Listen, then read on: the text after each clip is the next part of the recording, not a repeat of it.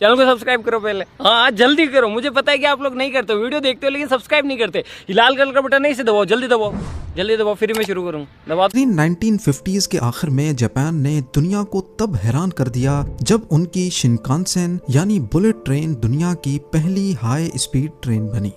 इस ट्रेन ने पूरे मुल्क के शहरों को आपस में जैसे कनेक्ट कर दिया था और सफर इतना तेज बना दिया कि घंटों का सफर मिनटों तक आ पहुंचा।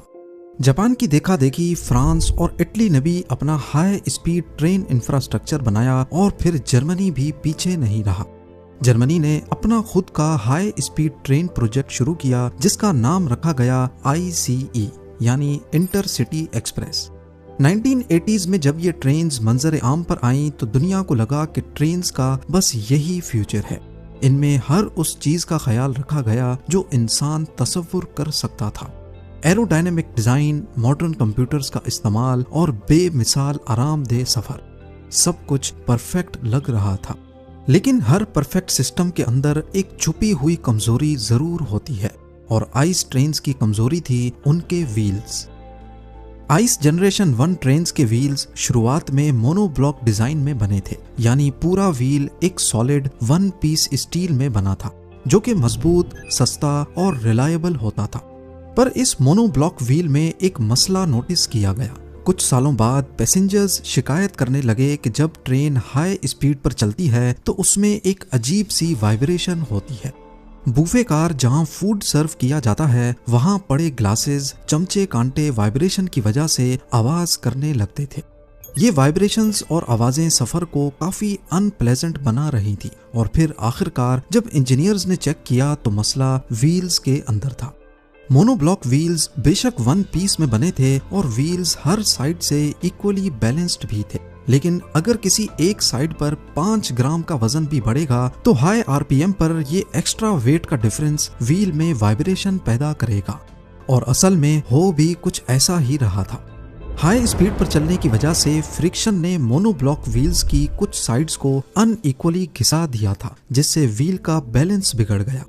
स्लो स्पीड पर तो महसूस नहीं होता था, लेकिन जब ये unbalanced wheel 250 kilometre per hour पर घूमता तो पूरी ट्रेन में एक वाइब्रेशन होने लगती। ये किसी भी व्हील की एक कॉमन प्रॉब्लम होती है। गाड़ी के व्हील्स में भी अगर किसी एक साइड पर 2 पंचर एक साथ लगाए जाएं तो उस तरफ सिर्फ कुछ ग्राम्स ही सही लेकिन वजन बढ़ जाता है जो तेज स्पीड में वाइब्रेशंस पैदा कर सकता है। इसको हल करने के लिए व्हील बैलेंसिंग करवाई जाती है और टेक्नीशियन ऑपोजिट साइड पे उतना ही वजन लगाकर व्हील को बैलेंस कर देता है।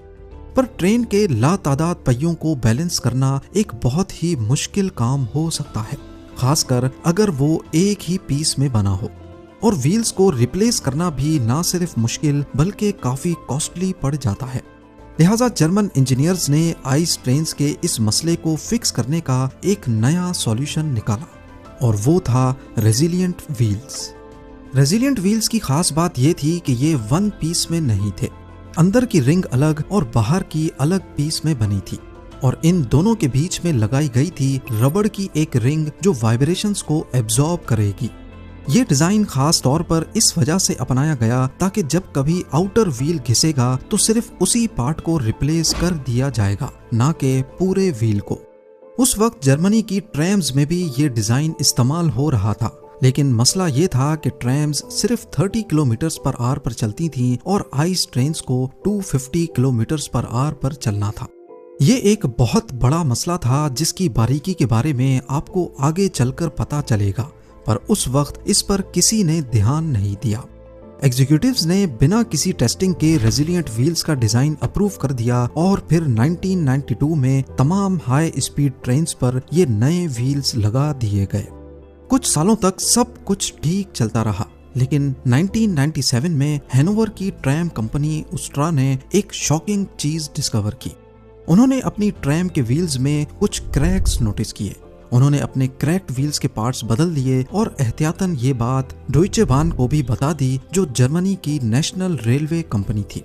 मगर क्योंकि उस वक्त आइस ट्रेन्स में वाइब्रेशंस की कोई शिकायत नहीं थी, इसीलिए डॉयचे बाहन ने इस वार्निंग को नजरअंदाज कर दिया और फिर ठीक 1 साल बाद 3 जून 1998 को सब कुछ बदल गया।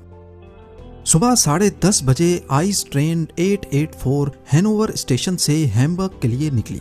ट्रेन में टोटल 14 कोचेस थीं, 2 पावर कार्स और 12 पैसेंजर कार्स। अंदर 287 पैसेंजर्स और 8 क्रू मेंबर्स मौजूद थे। हैनोवर स्टेशन से निकलते वक्त सब कुछ नॉर्मल था। कोच नंबर 1 में जॉर्ज डिटमैन अपनी फैमिली के साथ सवार थे। उनका सफर मजे से गुजर रहा था, लेकिन कुछ मिनटों के बाद ट्रेन के फ्लोर से अचानक कोई चीज आकर लगी और अगले ही लम्हे 2 सीट्स के बीच से स्टील का एक पुर्जा फ्लोर को फाड़कर अंदर निकल आया। ये शार्प स्टील का पुर्जा असल में व्हील का ही एक टुकड़ा था। ये देखकर जॉर्ज और उसकी फैमिली फौरन पैनिक में आ गई, जैसे उनके पैरों तले जमीन खिसक गई हो। जिस तेजी से वो लोहा अंदर आया, अगर वो थोड़ा सा लेफ्ट या राइट होता तो उसकी फैमिली जिंदा नहीं बचती। उसने फौरन अपने बीवी बच्चों को बराबर वाले कंपार्टमेंट में भेजा और खुद कंडक्टर को ढूंढने चला गया। कंडक्टर उस वक्त तीसरी कोच में मौजूद था। जॉर्ज ने उसे सब कुछ एक्सप्लेन किया, लेकिन कंपनी पॉलिसी के मुताबिक कंडक्टर ट्रेन को तब तक नहीं रोक सकता जब तक वो खुद मसले को देख ना ले। लिहाजा दोनों मिलके पहली कोच की तरफ चल पड़े। ट्रेन अब भी 200 किलोमीटर पर आवर से दौड़ रही थी और अब आहिस्ता आहिस्ता इसमें वाइब्रेशंस बढ़ रही थी।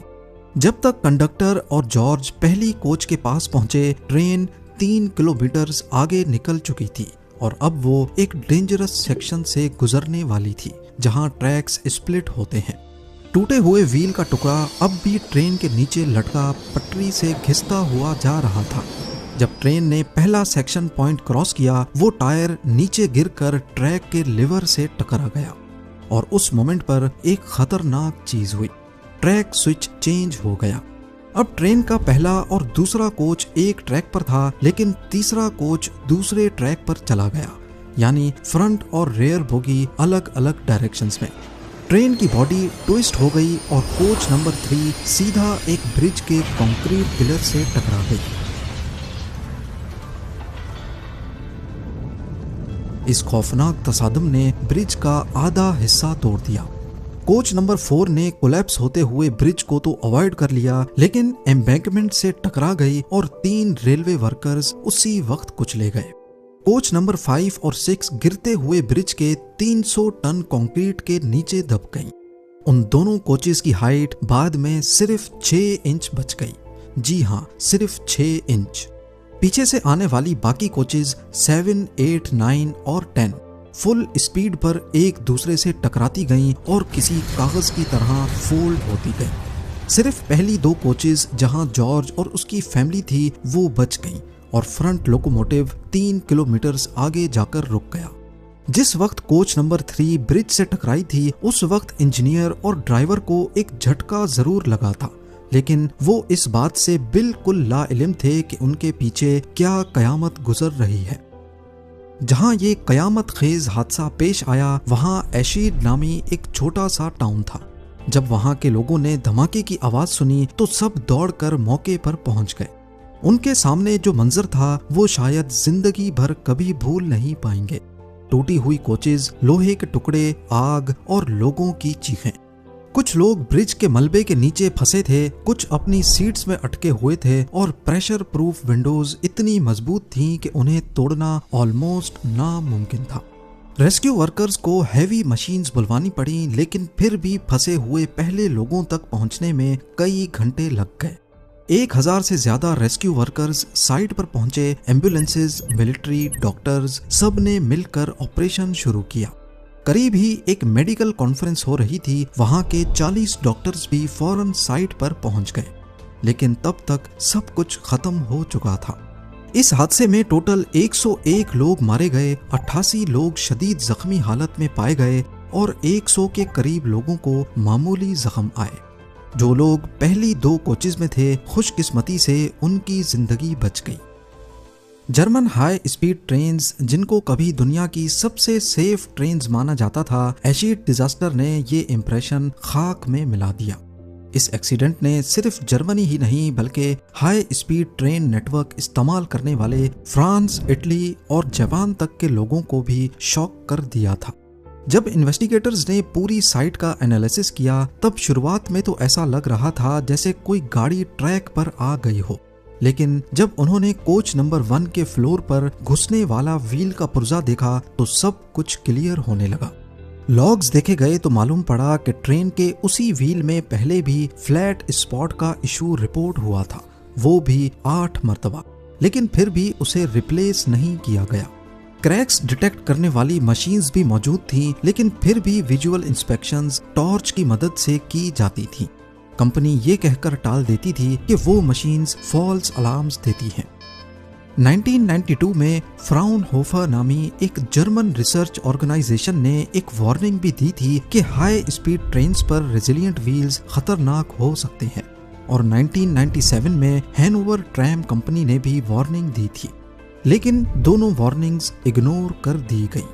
इंजीनियर्स ने बाद में बताया कि ये टायर हर दिन 5 लाख मरतबा रोटेट करते थे, और वो भी हाई स्पीड पर। हर रोटेशन में स्टील टायर हल्का सा कंप्रेस होता और वापस एक्सपेंड होता। इससे फटीग क्रैक्स बन गए जो दिन ब दिन बढ़ते चले गए, और बीच में रबड़ लगाने की वजह से वाइब्रेशंस एब्जॉर्ब हो गई और किसी को पता ही नहीं चला कि व्हील्स असल में क्रैक हो रहे हैं। और फिर फाइनली 3 जून 1998 को सिर्फ एक व्हील टूटने की वजह से इतना बड़ा हादसा हो गया। एशिड डिजास्टर को दुनिया का सबसे खतरनाक हाई स्पीड ट्रेन एक्सीडेंट माना जाता है। इस हादसे के बाद सभी हाई स्पीड ट्रेन्स के व्हील्स वापस मोनोब्लॉक डिजाइन में रिप्लेस किए गए और जंक्शन पॉइंट्स के आसपास तमाम ब्रिजेस को रीलोकेट किया गया ताकि दोबारा ऐसा हादसा न हो सके। जर्मनी ने इस हादसे के बाद अपने पूरे रेल सिस्टम को दोबारा इवैल्यूएट किया। प्रेशर प्रूफ विंडोज रिप्लेस की गई ताकि फ्यूचर में अगर रेस्क्यू की जरूरत पेश आए तो अंदर फंसे लोगों को विंडोज तोड़कर बाहर निकाला जा सके। आज भी जर्मनी के रेलवे ट्रेनिंग सेंटर्स में एशिड डिजास्टर एक एग्जाम्पल के तौर पे पढ़ाया जाता है।